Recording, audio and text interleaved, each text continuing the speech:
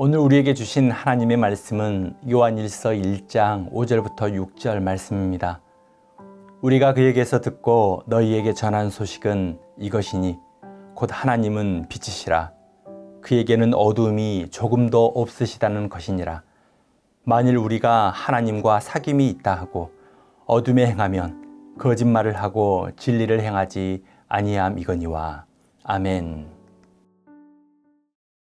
기독교 신앙의 궁극적인 목적은 단순히 하나님에 대해 설명하는 것이 아니라 하나님을 통해 사람이 생명을 얻고 구원에 이르는 것입니다. 복음은 단순한 지식이 아니라 인간의 삶을 변화시키는 능력입니다. 깊은 상처와 아픔 속에서 하나님의 손에 붙들린 사람이 회복되고 깨어진 가정이 하나님의 평안을 경험하며 삶의 의미를 잃어버린 청년들이 하나님의 소명을 붙들고 살아가게 됩니다. 이것은 하나님께서 우리를 빛 가운데 거하게 하시는 은혜의 역사입니다. 오늘 말씀을 통해 하나님의 빛 가운데 거하는 삶에 대하여 함께 나누고자 합니다. 첫 번째, 하나님의 빛을 전하며 살아가야 합니다. 사도 요한은 하나님은 빛이시라고 말씀합니다. 여기서 빛은 하나님의 속성을 나타냅니다. 빛과 대조되는 어두움은 죄와 하나님과의 단절을 의미합니다. 그러므로 하나님은 죄 가운데 머무르는 자와 함께 하실 수 없습니다. 죄 가운데 있다면 반드시 회개와 용서가 선행되어져야 하는 것입니다. 그리스도인은 어두움과 빛이 공존하는 세상을 살아갑니다. 희망과 절망이 교차하는 세상을 살아갑니다. 마치 성도는 어두운 무대 위에서 스포트라이트가 비추는 원 안에서 걷는 사람과 같습니다. 빛 가운데 있을 때는 걸려 넘어지거나 길을 잃을 염려 없이 앞으로 나아갈 수 있습니다. 그런데 빛 밖으로 나아가면 어둠 속에서 길을 잃고 넘어지게 됩니다. 성도는 어둠 속에서 방황하는 이들을 빛으로 인도하는 생명의 통로 역할을 합니다.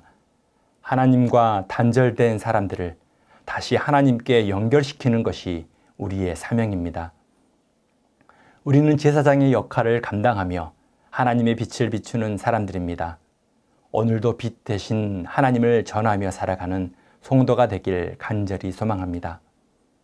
두 번째로, 하나님과 참된 사귐은 삶으로 드러납니다. 그리스도인들은 하나님의 뜻을 따라 사는 내적 변화의 삶을 살아갑니다. 뿐만 아니라 실제적인 삶에서 한 개인의 신앙이 표면적으로 드러나게 됩니다.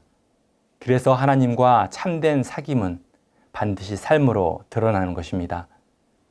우리는 세상에 속하지 않았으나 세상 속에서 살아가도록 부름받았습니다.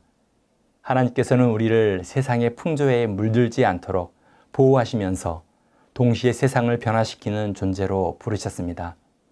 그러므로 모든 성도들이 직면한 도전은 어떻게 세상을 본받지 않으면서 그 세상을 변화시킬지를 깊이 생각해야 합니다.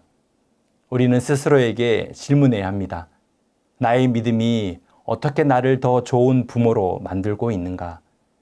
나의 믿음이 어떻게 나를 더 성실한 직장인으로 변화시키고 있는가?